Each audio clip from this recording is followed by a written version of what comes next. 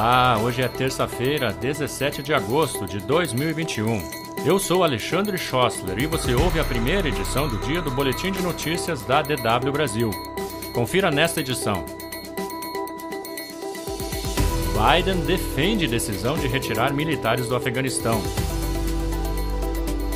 Aviões voltam a decolar do aeroporto de Cabul.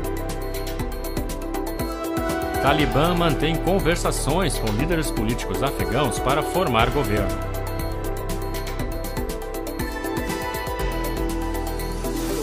O presidente dos Estados Unidos defendeu firmemente nesta segunda-feira a retirada das tropas americanas do Afeganistão. Em discurso na Casa Branca, Joe Biden disse que não se arrepende da decisão e culpou o governo e os militares do Afeganistão pelo rápido avanço do grupo fundamentalista Talibã e pelas cenas caóticas no aeroporto de Cabul.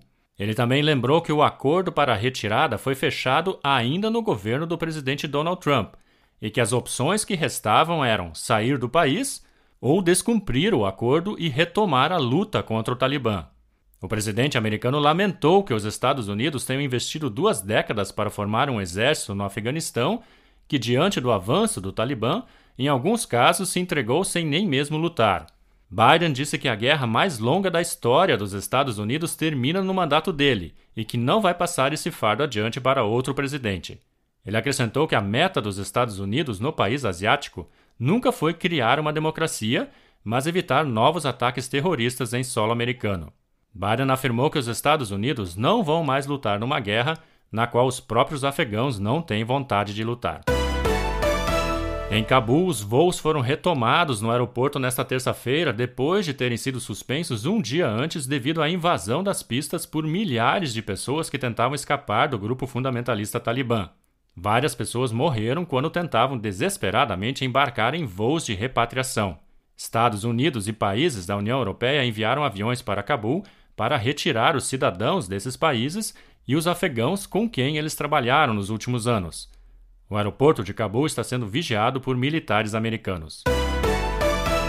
Líderes do grupo fundamentalista Talibã estão mantendo conversações com representantes políticos do Afeganistão, como Abdullah Abdullah e o ex-presidente Hamid Karzai, para formar um governo, informou a agência de notícias Associated Press.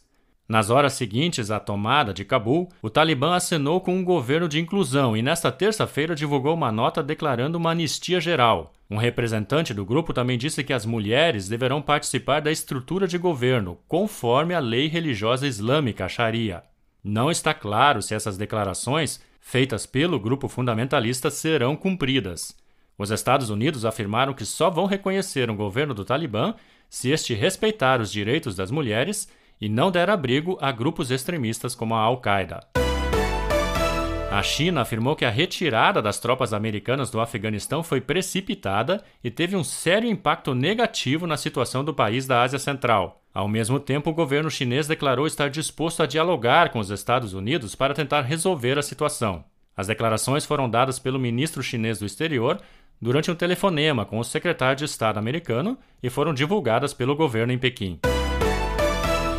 E o governo da Alemanha está sendo criticado pela imprensa do país porque, em meio ao desespero de milhares de pessoas para deixar o Afeganistão, um avião militar da Bundeswehr decolou do aeroporto de Cabul com apenas 7 pessoas na madrugada desta terça-feira. A informação inicialmente divulgada pela imprensa foi confirmada por representantes do governo alemão. Eles disseram que havia apenas 30 minutos disponíveis para o embarque e que somente os alemães que estavam no aeroporto naquele momento puderam embarcar. Além disso, afirmaram que não estava claro se o avião conseguiria pousar e por isso não seria seguro levar mais cidadãos alemães para o aeroporto.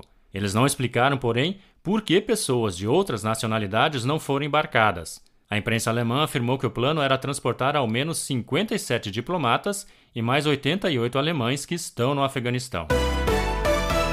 O Procurador-Geral da República comunicou ao STF que abriu uma investigação preliminar para apurar se o presidente Jair Bolsonaro cometeu crime por usar a televisão pública para atacar a urna eletrônica. A manifestação de Augusto Aras é uma resposta à ministra Carmen Lúcia, que havia cobrado 2 vezes dele que se manifestasse sobre um pedido de inquérito feito por parlamentares do PT. No fim de julho, Bolsonaro atacou a urna eletrônica numa live transmitida pela TV pública. Carmen Lúcia afirmou que a conduta do presidente pode configurar crime eleitoral.